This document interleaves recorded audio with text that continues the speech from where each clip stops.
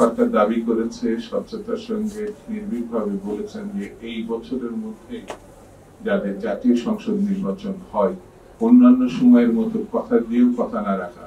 শেখ হাসিনা 15 বছর 16 বছরে যে অবস্থা দেখেছে, সেই রকম যদি ঘটনা হয়, স্বচ্ছ স্বাভাবিক গ্রহণযোগ্য নির্বাচনের যদি ঘাটতি থাকে, তাহলে জাতি আবার একটি ভয়ঙ্কর বিপদের মধ্যে পড়ে যাবে। 532 দেশ বা ষড়যন্ত্রকারী বা ফ্যাসিবাদ যাই থাকুক না, তারা পরাজিত হবে। আর এই দিক থেকে জানতে পারতাম যে মানে বর্তমানে সরকারের বাইরে যত সময় আমরা দিয়েছি, আর কত সময় আমাদের দেওয়া লাগবে।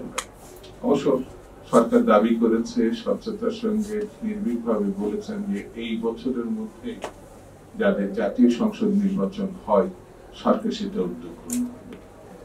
এটা যাতে কথার কথা না থাকে, কথার কথা না হয়, আমি মনে হয় তাহলে বাংলাদেশের জন্য ভালো কিছু অপেক্ষা করছে।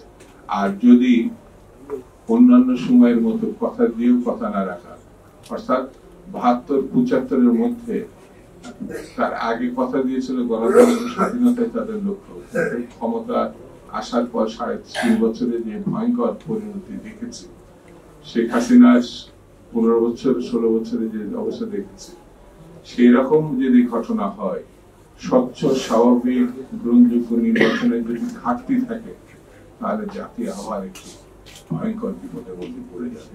আমি মনে করি সরকারের সেদিকে না গিয়ে আরো সহজ স্বাভাবিক সকলের সঙ্গে, শুধু রাজনৈতিক দল না, শ্রেণী পেশা না, সবার সঙ্গে আলোচনা করে সেই নির্বাচনের দিকে এগোনোর আহ্বান আমি রেখে, আর জামাল উদ্দিনকে, বই প্রচুর আমাদের দেশে আছে, কিন্তু দেখবেন হাতে নিতে আমাদের কোনো পড়তে যেতে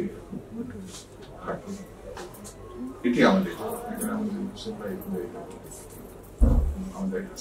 বলেছেন যে বইয়ের দিকে যে জাতি না যেতে পারে, পড়তে না পারে। আমরা ছাত্র জীবন, আমি জানি না এখনকার ছাত্ররা এটা কিভাবে নেবেন জানি না, যে ছাত্ররা যদি বই হাতে না নেয়, এখন যেটা থেকে অনেক কিছু, শুধু পাঠ্য বই না, অন্য বইগুলো হাতে নিতে হবে, তাহলে না একটি জাতি সমৃদ্ধ হতে পারে। যেটা আমাদের নিজে উদ্যোগ দিয়েছে, আমি তাকে ধন্যবাদ দিই। ধন্যবাদ বন্ধুরা।